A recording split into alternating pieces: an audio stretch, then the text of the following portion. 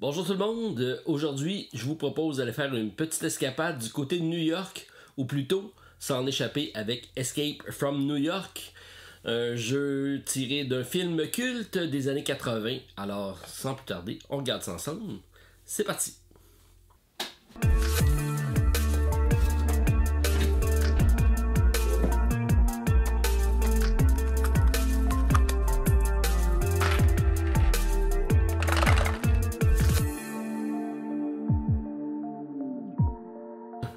Alors bonjour tout le monde, très content de vous retrouver pour la présentation d'un prototype qui arrive sur GameFound en date du 18 octobre 2022.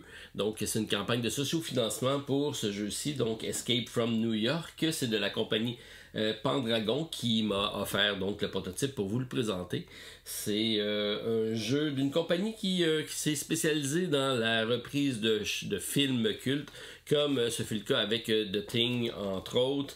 Et là, on revient avec un film des années 80, un film de série B à l'époque que j'ai vu en 1981, mais que j'avais pas revu depuis. Et en bon professionnel que je suis, je me suis mis à l'installation du jeu et j'ai réécouté donc le film des années 80 qui se passe en 1997, donc quelques années plus tard, dans un Manhattan à New York, qui est maintenant devenu une prison à ciel ouvert. Donc on a pris l'île de Manhattan et on a regroupé tous les criminels suite à un conflit avec l'URSS. Alors, on voit que l'histoire se répète. J'espère qu'on se rendra pas jusque là parce que c'est pas Jojo comme situation. Alors c'est le président des États-Unis qui a eu la malheureuse aventure d'atterrir de force suite à un détournement de son avion et il se retrouve pris au piège dans cette ville remplie de criminels et on a la bonne idée d'envoyer un ancien des forces armées qui est devenu criminel qui s'appelle Snake. Donc, un personnage qui est incarné par le jeune Kurt Russell, je pense que c'était lui la tête d'affiche qui rendait le film attrayant avec sa chevelure, son œil à la pirate et son espèce de cobra peint sur la poitrine, donc c'était pour ça son surnom de Snake. Alors c'est le personnage principal du film, on retrouve également tous les autres personnages qu'on pourra incarner dans le jeu. Donc on a Maggie ici qui est présente, on a Cabby, le chauffeur de taxi, et on a Brain qui est le cerveau des opérations.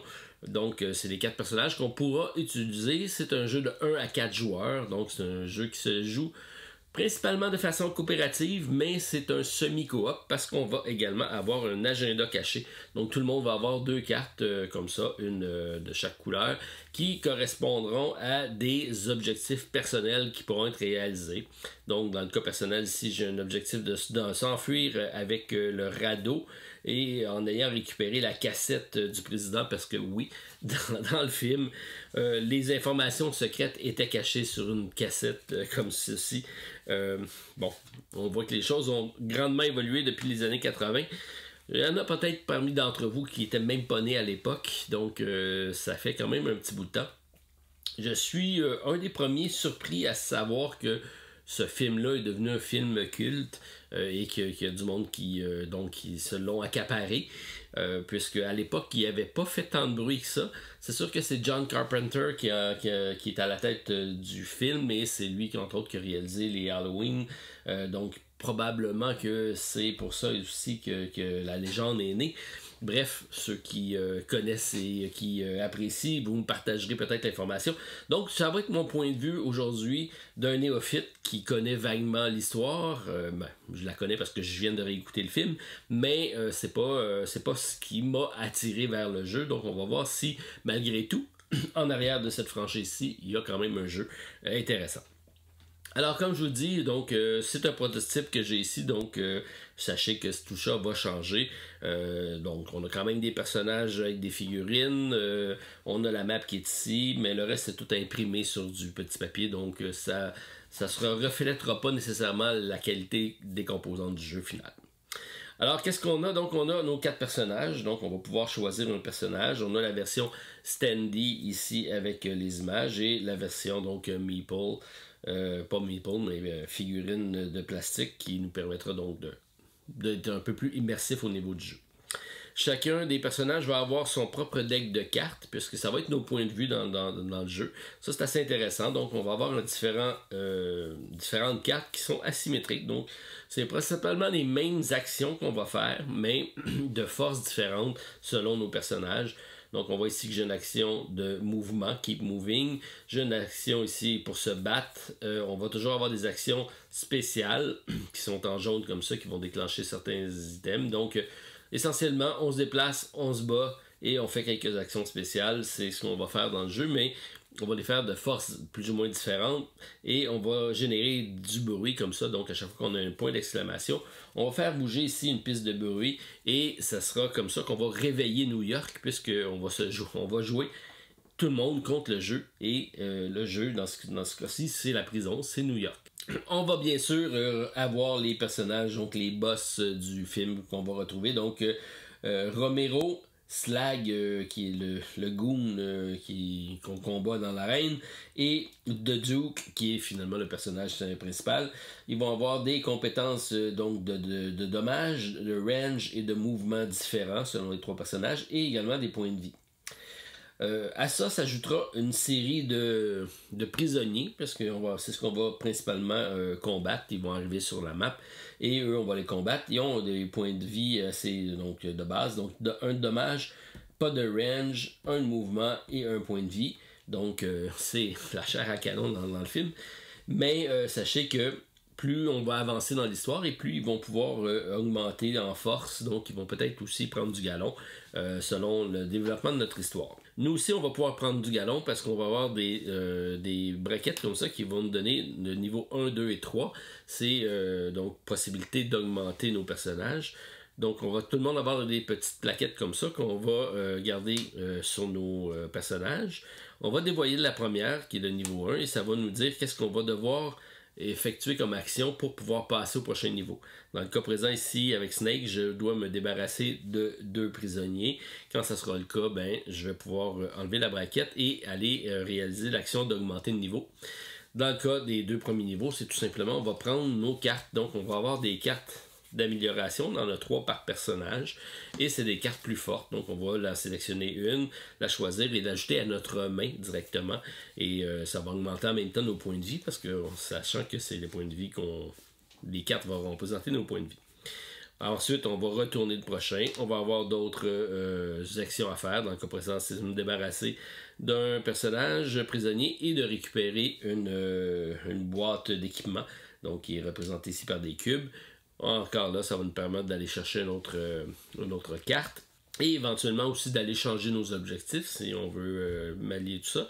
Et finalement, quand on va récupérer notre troisième ici possibilité de level up, c'est là qu'on va ouvrir la possibilité d'avoir une fin différente. Parce que le but du jeu, c'est de sauver le président. Bien sûr, le président, il a échoué, il est prisonnier du Duke et on va devoir, parmi les points d'intérêt qui sont situés à travers New York, le localiser, aller localiser la mallette, parce qu'il y a la mallette qui va nous permettre d'avoir les informations des codes secrets, et ensuite trouver le chemin vers le pont, puisque les sorties sont minées. On a ici le pont 1, le pont 3, donc j'ai différents axes de sortie, et c'est la troisième option qui va me dire par où sortir, pour que ce soit sécuritaire. Donc, si on y va de façon coopérative, ça va être la façon de faire. On va se déplacer, on va trouver les points d'intérêt, on va récupérer le président, on va trouver la mallette et on va trouver le bon emplacement pour sortir et tout le monde aura gagné. Par contre, si un personnage a débloqué son niveau 3, il va avoir la possibilité de faire ses objectifs personnels qui vont pouvoir différer. Dans tous les cas, il faut quand même trouver le président, mais la porte de sortie sera peut-être différente. Peut-être que l'hélicoptère qui est ici, donc on va commencer avec un héliport, éventuellement, l'hélicoptère va atterrir et on va pouvoir se sauver en hélicoptère. Lui, il est situé dans le Central Park, qui est ici, les cases en vert, et ça sera un point de sortie. Même chose ici sur le World Trade Center. Le film commence avec un planeur qui atterrit sur le toit du World Trade Center, mais ça sera peut-être une façon de se sauver, ou peut-être même en ayant un radeau. C'est la première scène du film où on essaie de se sauver en radeau. Ça n'a pas été payant pour ceux qui ont tenté l'expérience dans le film, mais ça sera une possibilité. Donc, parmi les objectifs qu'on a ici, il y en a d'autres effectivement. Donc, tout est en lien vraiment avec le film. Ceux qui connaissent bien le film vont voir des clins d'œil intéressants. Ceux qui ne connaissent pas, ben, ça ne dérange pas. On peut quand même y jouer. Ça n'a pas vraiment d'importance. Ça reste un jeu très bien jouable sans connaître l'historique du film. Donc, nos personnages, c'est essentiellement ça. On a nos objectifs personnels. On a nos plaquettes ici pour augmenter le niveau, qui va nous permettre donc de trouver notre porte de sortie personnelle.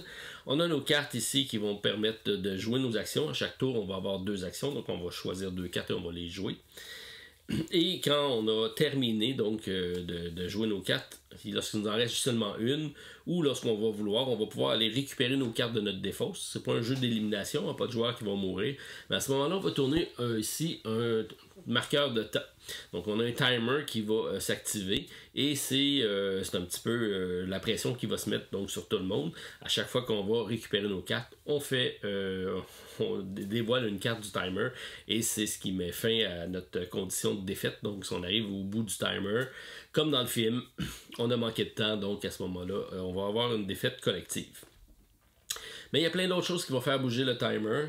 Le bruit, entre autres, va pouvoir déclencher ici des cartes, donc ça va activer New York, qui va probablement faire bouger des missions. Donc ici, on peut avoir des jetons de mission qui vont s'activer. Et lorsque les 4 jetons vont avoir changé de place, on va également enlever une carte de mission qui est une carte du timer qui est en haut ici.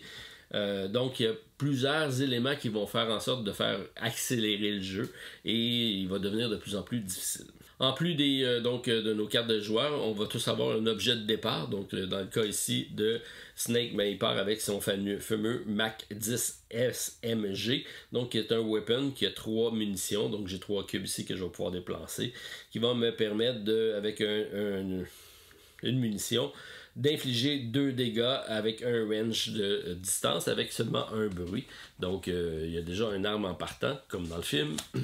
On a Maggie ici qui, elle, a son revolver. Elle a plus de balles, elle fait un peu moins de dégâts, mais donc comme dans le film, elle a son arme de prédilection. Cabby, lui, a son taxi, donc il commence avec son taxi qui va lui donner un mouvement supplémentaire et même un point de vie de défense supplémentaire parce qu'il est protégé par son taxi.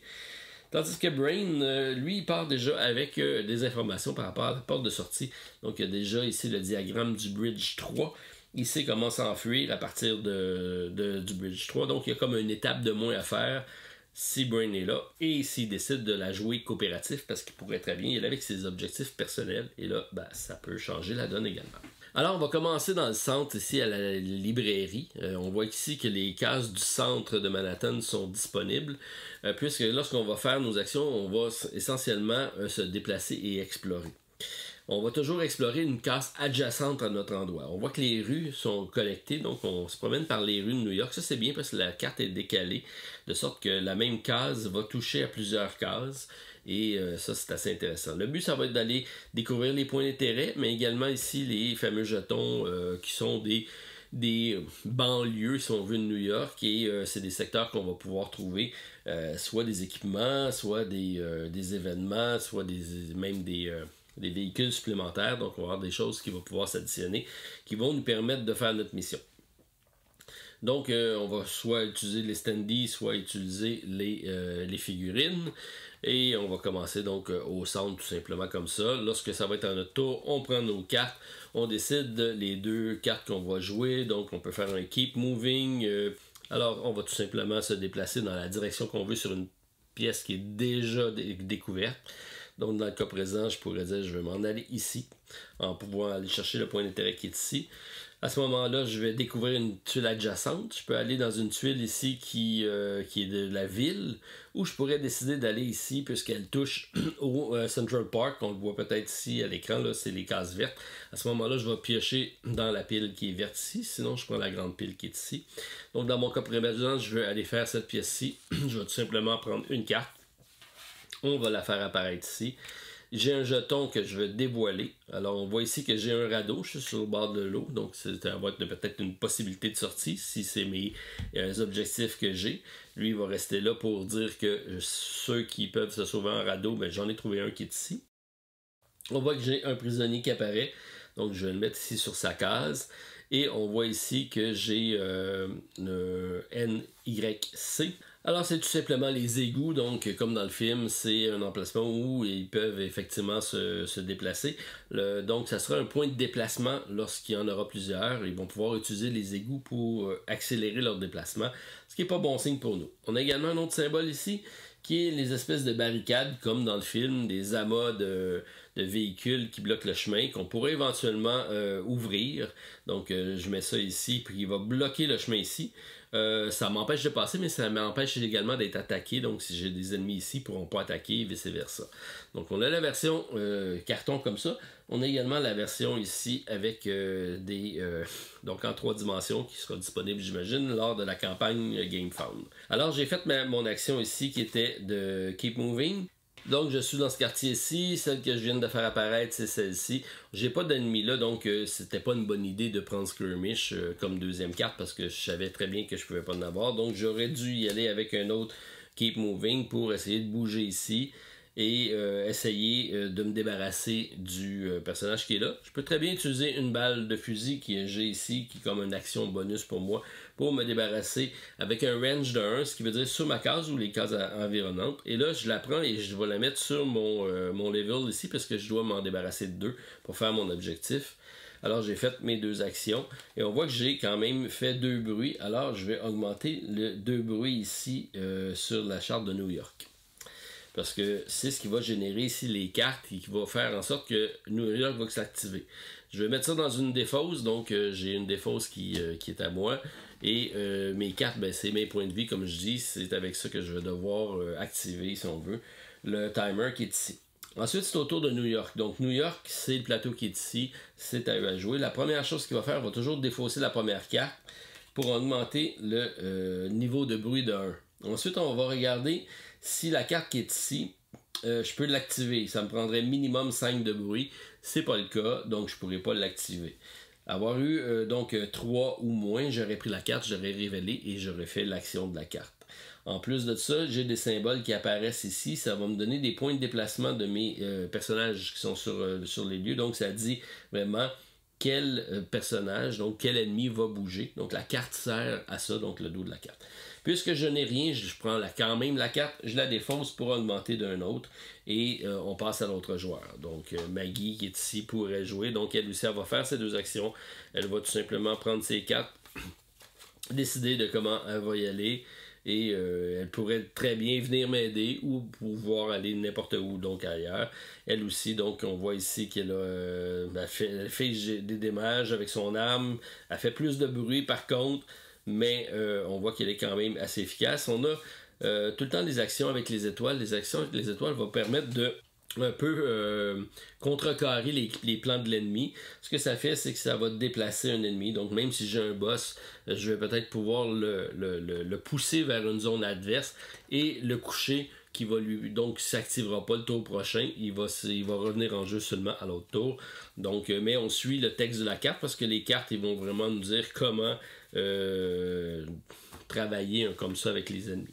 Lorsqu'on arrive sur un point d'intérêt, donc on va se déplacer, on va dévoiler le point d'intérêt et c'est là qu'on va décider, donc la carte va nous dire. Donc comme c'est là ici, c'est l'aréna. Donc quand ça s'est révélé, je prends Slag qui est ici, donc le gros gaillard costaud, et je l'additionne à l'arène. Je vais également prendre l'action spéciale de la carte New York Deck. Donc dans le New York Deck, j'ai une carte spéciale qui est la reine qui va me dire qu'est-ce qui va se passer. Et là, lui, va devoir l'affronter. Il a 8 points de vie. Donc les petits ont seulement 1 point de vie. C'est pas les prisonniers, on doit s'en débarrasser d'un seul coup. Mais quand on parle ici des gros boss, ils ont des nombres de points de vie. Dans ce cas-là, il y a 4 de dommages.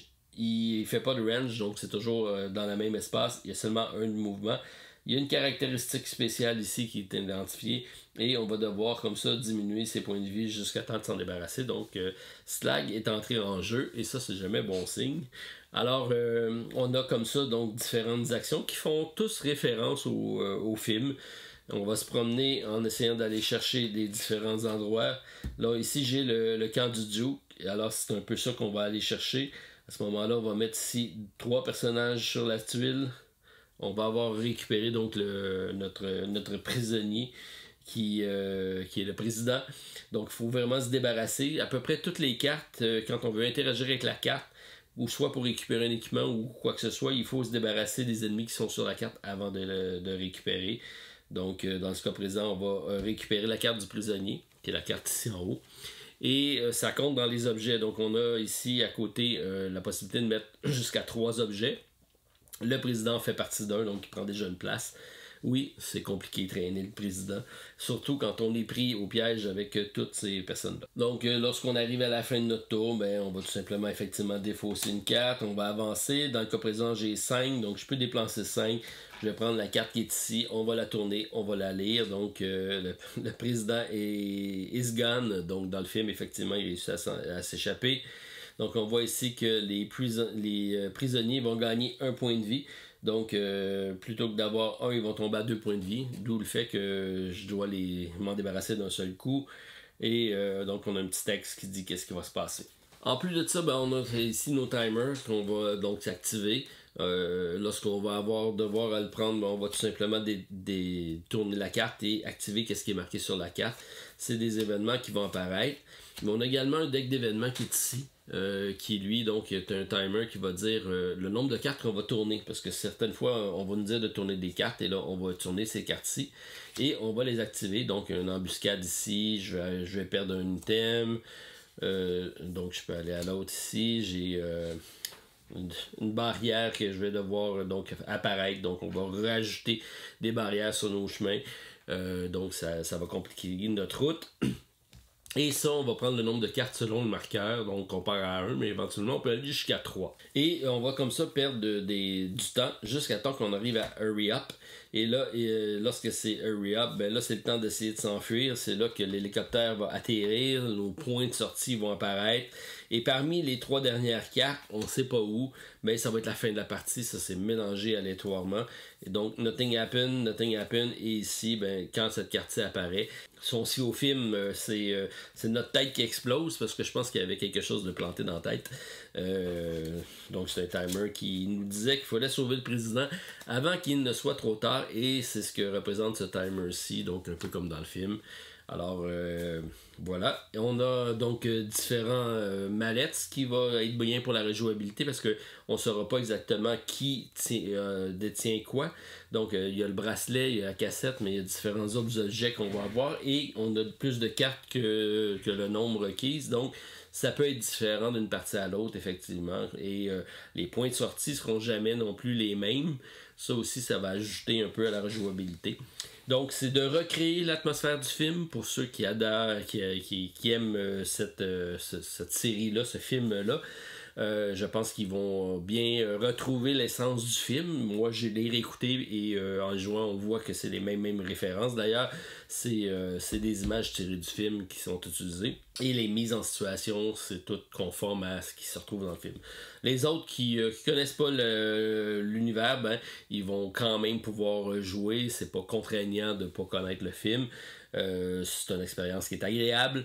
C'est pas un grand jeu qui réinvente les mécaniques du jeu de société. C'est un jeu efficace dans l'univers de Snake et de Escape from New York, qui est un film culte avec des personnages donc assez colorés.